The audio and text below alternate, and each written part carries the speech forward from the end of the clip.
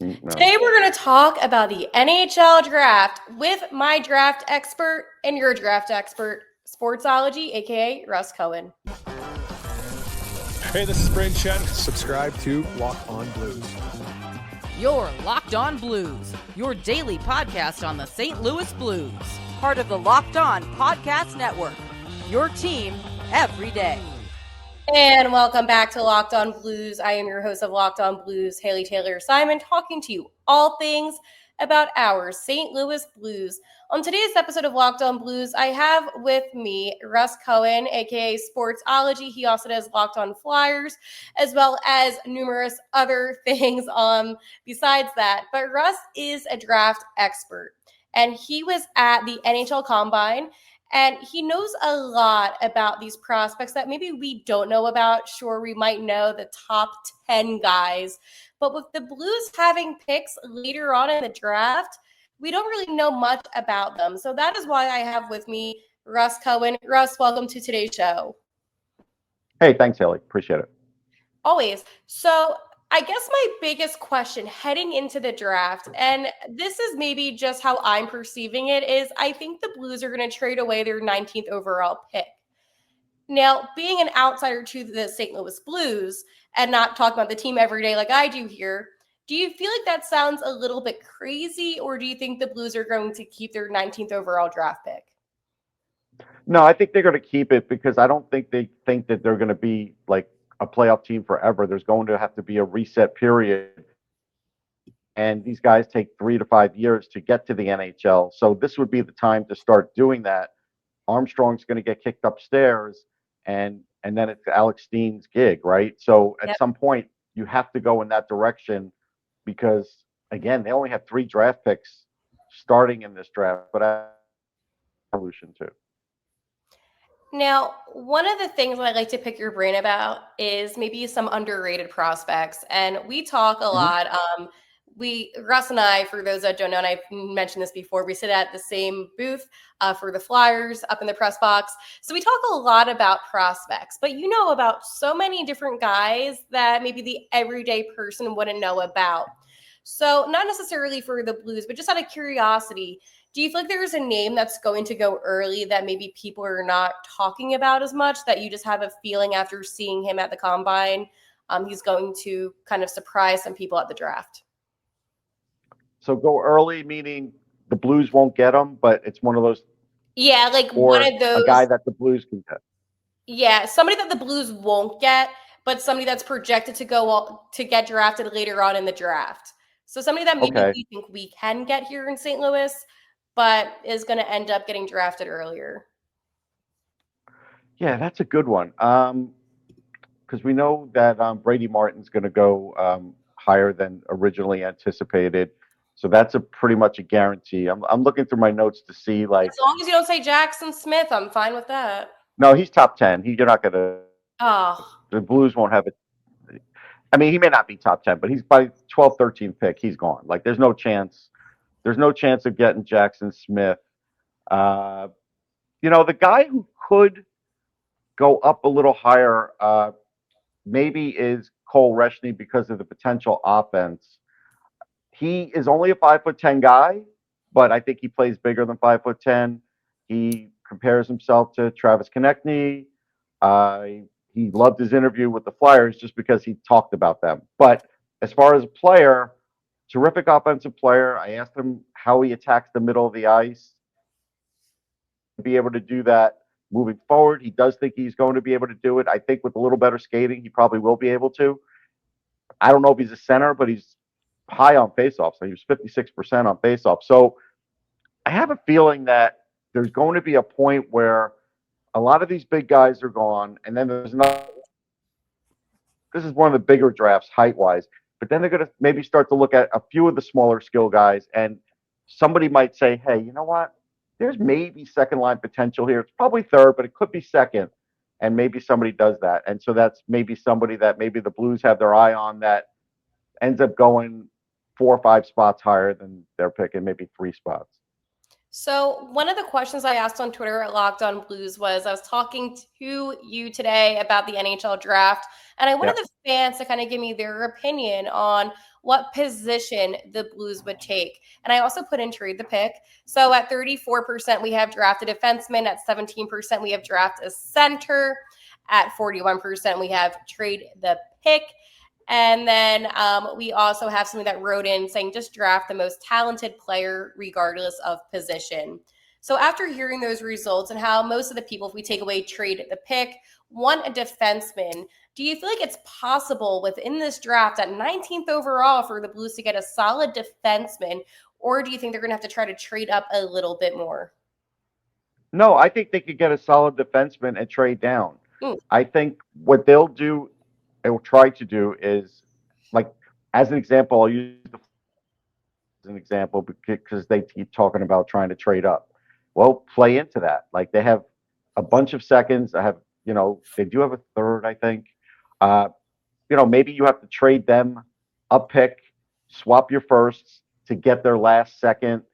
Try and do that. Try and get that. Maybe they're desperate to move up to get somebody. It's only 3 slots. You could get, there's a guy who played for Boston University, Sasha Boumediene, who is a terrific puck mover. In the U18s, it was unbelievable. He had 14 points in 7 games. But the U18s was a little weird this year, so I'm not going to say the point total was what you could expect because I don't think it is. But he's a terrific puck mover, really good skater. He played at BU. He had to come over and learn how to play North American hockey. He did that. He had a nice season. I think he has a better shot than people have seen because 39% of them get on. And he's good. Like, for a guy in college hockey as a freshman, that's good. So do I think they could get him and trade down like 3 slots? Yeah. And maybe you have to sweeten it a little to get a second that you're missing from the Flyers because they really want to get X player, whoever that is. Maybe it's the goalie, Joshua Ravensburg, and who knows. But you could try and take advantage of that because I think no matter what, they need more picks in this draft. 3 is not enough. And so I think that's what you could use the first round 1 for, is to at least get 1 more pick and not kill your position so that you could still get a good player for the future. Now, Boumediene, he didn't interview great. I heard some things. But when I spoke to him, I think it was a situation where you have to be very direct with him. I asked him a question. I don't remember the question. And he gave me this answer that I wasn't thrilled with. So I asked it to him again, but I rephrased it. You know how that works. We do this all the time. Yep. And on the rephrase, it was much better. And so I think that's maybe why he didn't interview well. I don't think there's anything else to look into it. And I do think there's talent there. So, and this is a guy who's got a little bit of size at least. And so I want to say he's 6'1". And so that's something where, yeah, they're going to have to redo their blue line at some point. And he could be a part of this. Maybe he could be a top 4 guy. And so I feel like go for a guy like this, but don't trade away sure, because it's not going to be enough to warrant it. This is where you have to really hit a home run. This is putting a lot of pressure on the scouts because the GM traded all the picks. But this is what scouts get paid for too. Absolutely. So Russ, not only does Russ do, as I mentioned, Locked On Flyers and numerous other things, he also writes for the NHL DraftBuzz.com. And today, Russ sent me a couple of players that he felt like could be potential good options for the Blues' 5th round pick and 6th round pick. And a name that stuck out to me, Russ, because I was reading, by the way, Russ does great work, so check that out. Again, NHLDraftBuzz.com. I do own the site. I just want to let people know. It's like I am writing for it, but I do own it too. I started it last year. Yes. So I will have as an offshoot to Sportsology. Yes, I'll have that link down below. But when I read a 6'4", 187-pound right-handed defenseman in Thomas Michael, I got excited. Okay, you need to tell me a little bit more about him because this is exactly what the Blues need for their 3rd pairing. I'm not saying that he could be somebody that's on their 2nd or 1st pair, right? No. But a 3rd pairing, big body guy, that gets me excited. Yeah. I mean, I think he's a guy you look at with their 6th rounder. I think that's some people might say it's too early. I'm not sure because he has a really good shot. He got hurt last year, so that didn't help. so there's not a lot of stats on him. He came over. His parents wanted him to go to college, and so go to college.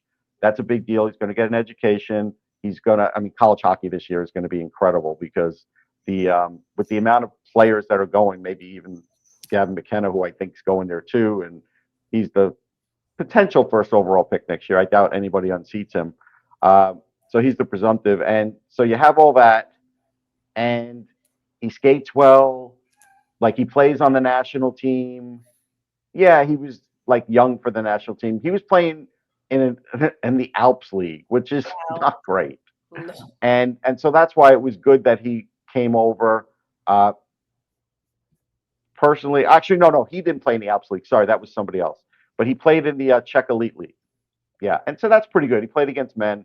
He had 17 points in 32 games in their U20. It's not the height of competition, but at least he was playing against older guys. Yeah, there was another Czech player I was morphing into with my brain. But he's going to UMass, a really good program. He's got that size. He's definitely going to work out at college. That's a big thing. You could work out and put on some muscle. Looking for a snack that's both delicious and nutritious? Crack into a good source of protein with Wonderful Pistachios. Wonderful Pistachios is one of the highest protein nuts. Each 1 ounce serving has 6 grams of protein, giving you over 10% of your daily value. Plus, they're packed with fiber and better for you unsaturated fats to help keep you feeling fuller longer. Personally, I love the no shells variety. It's the perfect grab and go snack for busy days like today when I'm going to be watching the Stanley Cup finals. And I could be snacking at my desk as I'm working on this podcast and so much more. So sometimes I just need that quick protein boost, and they're always my go-to. And if you love cracking open every shell for that satisfying crunch, the in-shell options are a classic favorite. So get snacking and get cracking with the snack that packs a protein punch. Visit wonderfulpistachios.com to learn more. I think he probably is like a 205 guy, maybe a 210 guy, and that will take years. He'll be there at least maybe 3. But yes, when you get him, you're getting a 6'4" guy who has some offensive ability, who will definitely lay the body and do those things. Take a chance. Like, he's just a guy that it's a long development cycle. That's all. So another name that you sent me, and a name that I am actually a little bit intrigued by just because of his background, is Lucas Salshin. I hope I'm saying that correctly, but right now he plays for the Edmonton Oil Kings in the WHL, which ironically on this podcast I do talk about quite a bit. The WHL, that's like my very niche hobby of interest, is watching that. Anyways, getting back on track here, Russ. It's better than Russian ping pong. I'll say that. Hey, listen, it is. But what's interesting about him is that he was on the World Juniors Canadian under 18 team. And I feel like there's a lot of potential for him. And when you sent this to me, you said this could be a potential 5th rounder. And do you feel like this is a player? I mean, I'm looking at his statistics, right? As I said, Russ sent me this name today, and while I watch it, I'm not going to be in tune to every single player. But as I'm looking at his statistics, I can't help but think, maybe he's only 2 years away. And I know that sounds kind of crazy because in this draft, it seems like a lot of the guys are going to take a little bit longer. But I mean, right now, it seems like he's on that trajectory to be only a few years away. I think 3 is fair. He's a very smart kid. His problem is going to be, the size issue. He's 5'10". He's 174. He definitely has to get stronger. His brother got drafted by the Panthers, so he could be a Stanley Cup champion, or at least be in the organization. He's not playing for them. Yeah. But his brother's older. He's really paved the way for him. Lucas is a good player. He has good skating ability. He's a guy that could shoot that. I talked to him at length, if people read the article, about shooting that far side high goal. And that's the corner. And that's not easy to do, but it's something now because goaltending has gotten so good that guys try and do. And that was something I even had that discussion with Joshua Ravensburger, and he's like, "Stop! I know I got to work on it." Like he's totally stopped me in my tracks. Yeah. Probably because nobody, who in that scrum was really going to get into the details with him, and I did. And so, like, Sawchuk is those guys that's trying to do that and can do that. And so I feel like he is going to be a guy that's going to emerge as a player. And I think some teams will overlook him because of his size. And I think if he slips to where the Blues are, get him, because I think he is a guy that has the ability to play in the National Hockey League. But I think he's like a third liner. Like I don't think he's higher than that. But I think the tools that he has, if he can get faster and he can get stronger, he's going to be good. He's got a good shot. Like he is a kid that really has been around hockey forever. And being in Edmonton has been good for him. That whole city is hockey crazy, as you know. And so, Yep. we talked about the Cup and all those other things, but he also played for the Chicago Steel, who they were also a tremendous organization. So they learned how to be a pro there, and that's a big thing. And yeah, I just, he's a guy that's a terrific passer too. So there's a lot to like here. So let's go say right now you're Doug Armstrong and Alexander Steen, and it's draft night, and you're on the clock, right? 19th overall. If you had to give me your best, let's go say, Russ, just to make it even more fun, right? Not only are you the GM, let's go say, this is a tough one because I'm trying to word this in a way where I'm not trying to trick you, but let's go say there's a wild card, right, that might have fallen back, and you had to make a selection. Who do you think would be kind of a draft pick that is a little bit of a reach, and who do you think would be a draft pick that the Blues could easily get, if that makes sense? Sure. That was one a really that might be weird way I worded it. Yeah, one might be a little bit of a reach just in the spot would be Braden Coots, but he'll go 3 or 4 spots later. He's a center. When I spoke to him at the combine, I talked to him about being a pain in the butt. Yep. And he was like, "Yeah, that's my third best trait." So he gets it. He's a really good player. 50% on faceoffs, 33% defensive zone starts according to Instat. 4.9 shots per game. So good hands. So he's one of those guys. Now, I don't think this is a reach, but Jacob Wozniak is a big kid out of Sweden. I have his. I interviewed him. It's on my Instagram. There's a lot to like here. I mean, he's an offensive player for sure. He thinks, like, he played with Anton Frundell, and he thinks that he could be stronger than Anton Frundell in the next year. And so if he kind of puts on that muscle with that frame, he's heading down the power forward route with a lot of skill. I like his hockey IQ. His two-way game is already very good. And he started scoring more than I think people thought, but there's still some issues. People wonder a full 60.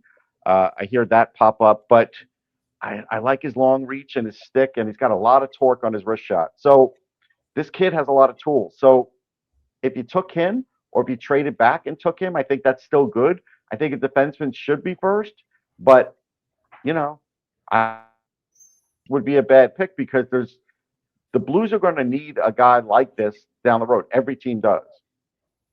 So, Russ, before I let you go, if you don't mind, I think it's so cool where you're at right now and what you're about to go to tonight. And for those, I just have to give a little bit of background. When I first met Russ, this was before I began doing the Locked On Blues podcast. And as I began doing the podcast, Russ one day says to me, "Hey, I was in St. Louis for some of the games, and then he was in Boston when the Blues actually won it all for Game 7. And he showed me like such cool photos that nobody else is going to be able to get to see because it's like you were physically there." So with that being said, Russ, I'm sure people can kind of take a guess, but where are you at right now and what are you about to do tonight? Sure. I do want to tell people too, I have this picture of Andy Cohen from Bravo. I was the only person who interviewed Andy Cohen. Like, it was funny because my last name's Cohen, right? So it is. It's a great, I like Andy Cohen. When you showed me the photo, that was awesome. Yeah, he's just a big fan. I'm in South Florida. I'm getting ready to cover Game 6. I do think the Panthers are going to close it out tonight. There was a lot of good storylines here. Matthew Tkachuk is always a good story. We Bob. love I mean, him. I go way back with Bob. I mean, I go back to when Natasha was doing the translating for the Flyers, and so I would get insight with Bob, and I didn't say a lot. Like I heard a lot of things, and I just kept it to myself because I liked him and respected him, and so things that he would just let slip as a young player, I didn't make public. And it wasn't anything bad. It was just personal stuff. I didn't think it should be out there. So it was like, but I respect Bob and always have. So I kind of have a soft spot for him. So, if he wins again, I'll certainly be chatting with him. But it really is a great moment. It's a great moment for the families. You get to see some terrific stuff. That's some of the stuff that I had showed you with the Blues. And I remember Jordan Binnington with his mom, and just think about the ride that he took for that. You know, I'm rooming with Jim Behringer here, and he talked about Vitek Vanacek. He just became a Florida Panther at the trade deadline. He might win. Like he might get a cup. It's weird how these things can happen to players. And, going to the Panthers, sure, you have a chance to win the cup. They're the defending champs. But it has to play out. Like you have to do it. And they're this close. And so, yeah, I expect it to be crazy there. It'll be interesting. I always like to take it in ahead of time. I've been covering the Cup since 2003. I've probably covered 3 or 4 Game 7s. The Blues are one of them. The Lightning was my first, and I was in Tampa for the clincher for that. Actually got to lift the cup in the locker room. This is when they didn't go out on the ice. This is when they went in the locker room, and at first I was hesitant in doing it, but their radio guy said, "Listen, you've been here for every home game, and you're traveling a lot. You've earned it." And I said, "Okay." And I was kind of new in the business, and I did it, and I was happy. I remember one thing I remember from that moment, though, was just before all that, in the locker room, I remember seeing John Tortorella in his office, and he didn't come out talk to anybody. He closed the door. Like it was such a Tortorella move. Yeah, Meanwhile, nothing's changed. Conversely, when Carolina won, and I think that was Game 7 too, we somehow got in the locker room before everybody else. We were there while they were setting up the TV shoots and everything, and nobody said a word to us because me and this guy Mike Del Tufo used to cover the Flyers, and we just stayed there. So we saw everybody coming off the ice. We saw Cam Ward coming off the ice with the Conn Smythe. Joseph, it was Vasicek, I think it was. He comes off the ice. He grabs a beer and he looks at me. He goes, "Hey," and I'm like, "Hey," and he goes, "Do I have to interview with him?" I'm like, "Dude, do whatever you want." And it's like we were there like 10 minutes earlier than all the media. It was really kind of an interesting thing to take part of. But the other part was Peter Laviolette was out there the whole time with his team, so it's different. Like he and Torts are cut from different cloths. So this will be really good. I'll be really happy for Bill Zito. I go back. Bill Zito was an agent, and at the 03 draft, which is maybe the greatest draft of my lifetime as far as covering it, definitely great. He had this player, Petteri Nokalainen, who played for the Islanders. He came on my show. I was doing like a broadcast on the concourse, and I had players coming on, and I mispronounced his player's name. He corrected me, and so I've used that story a few times over the years, and I've watched Bill Zito just grow into this amazing GM. So it will be fun if it happens. I'm not kicking dirt on Edmonton. Anything could happen, but it could be a really big moment. I personally want the Panthers to win. There's a little bit of biasy when it comes to our very own Matthew Tkachuk, St. Louis native. So from a St. Louis perspective, always got to root for Matty. But again, like I know Kapanen is on, the Oilers, but it wasn't, and I hate to sound that way, but it wasn't that big of a deal in my opinion. Yeah. So I'll be there to talk to Keith. I spoke to Keith before. Before the Game 6 in St. Louis, which I thought they would clinch then and didn't. So did we. And Keith thought they would too. Okay. And then I had to go drive to Boston because they didn't. Yeah. And then they did. But, Keith could be fun. So I expect Keith to be fun on the ice tonight if they win. And I love seeing Brady, cheering Yeah, on he'll Matt. be there too. So cool. No question. Taylor Swift will be in the building, according to what Jackie Redmond. So I don't know. I think she's walked that back a little bit. I think the last I saw on that was it's unsure. oh, okay. Oh man, I can't even imagine what's going to happen in South Florida. But Russ, can you just tell everybody where they can find your work for the Stanley Cup Finals tonight, so that way they can stay up to date with everything happening on the ice? On Twitter at Sportsology, I did just write an article on sportsology.com, like a preview. I also put up an article. I was on the conference call yesterday for USA Hockey, so was on the conference call with Bill Guerin talking about those first 6 picks. They can read about that too. Awesome. Russ, thank you so much for your time today. And to all of you, thank you for tuning in. I will be back at it tomorrow with another episode here in Locked On Blues. And like always, let's go Blues.